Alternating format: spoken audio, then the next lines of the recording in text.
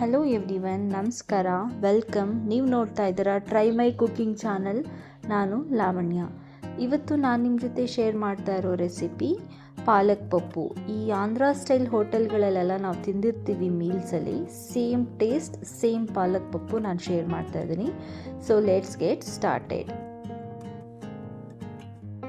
ಈಗ ಒಂದು ಪ್ರೆಷರ್ ಕುಕ್ಕರ್ಗೆ ನಾನು ಪಾಲಕ್ ಹಾಗೆ ಬೇಳೆನ ಆಲ್ರೆಡಿ ಹಾಕಿಟ್ಕೊಂಡಿದ್ದೀನಿ. ನಾನು ತೋರಿಸ್ತಾ ಇದ್ದೀನಲ್ಲ, ಈ ಬೌಲಲ್ಲಿ 1 ಫುಲ್ ಬೌಲ್ ಬೇಳೆ ಹಾಗೆ 2 ಬೌಲ್ ಪಾಲಕ್ ಸೊಪ್ಪು ತೊಗೊಂಡಿದ್ದೀನಿ. ಪಾಲಕ್ಗಿಂತ ಜಾಸ್ತಿ ಬೇಳೆ ಇರಬೇಕು ಪಪ್ಪುವಲ್ಲಿ, ಸೊ ದಟ್ ಟೇಸ್ಟ್ ಚೆನ್ನಾಗಿರುತ್ತೆ.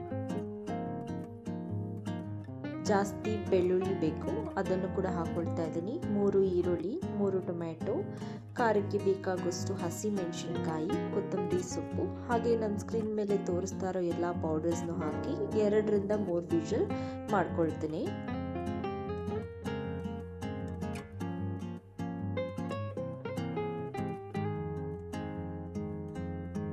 ಈಗ ಬೇಳೆ ಪಾಲಕ್ ಚೆನ್ನಾಗಿ ಬೆಂದಿದೆ. ಇದನ್ನು ಒಂದು ಮ್ಯಾಶರ್ ತಗೊಂಡು ನೀಟಾಗಿ ಮ್ಯಾಶ್ ಮಾಡ್ಕೊಳ್ಳೋಣ. ಈರುಳ್ಳಿ ಟೊಮ್ಯಾಟೊ ಎಲ್ಲ ಚೆನ್ನಾಗಿ ಮ್ಯಾಶ್ ಆಗಬೇಕು. ಅದು ಹಾಗೆ ಬಾಯಿಗೆ ಸಿಗ್ತಾ ಇದ್ರೆ ಟೇಸ್ಟ್ ಅಷ್ಟು ಚೆನ್ನಾಗಿರೋದಿಲ್ಲ ಪಪ್ಪುವಲ್ಲಿ.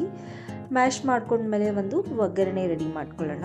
ಅದಕ್ಕೆ 2 ಸ್ಪೂನ್ ತುಪ್ಪ, 2 ಸ್ಪೂನ್ ಎಣ್ಣೆ, ಹಾಗೆ ಸಾಸಿವೆ, ಜೀರಿಗೆ, ಕ್ರಷ್ ಮಾಡಿರೋ ಬೆಳ್ಳುಳ್ಳಿ, ಉದ್ದಿನಬೇಳೆ, ಕಡಲೆಬೇಳೆ ಮತ್ತು ಒಣಗಿರೋ ಮೆಣಸಿನ್ಕಾಯಿ, ಇದನ್ನೆಲ್ಲ ಹಾಕೊಂಡು ಜಸ್ಟ್ 1 to 2 ಮಿನಿಟ್ಸ್ ಹಾಗೆ ಎಣ್ಣೆಯಲ್ಲಿ ಫ್ರೈ ಮಾಡ್ಕೊಳ್ತೀನಿ.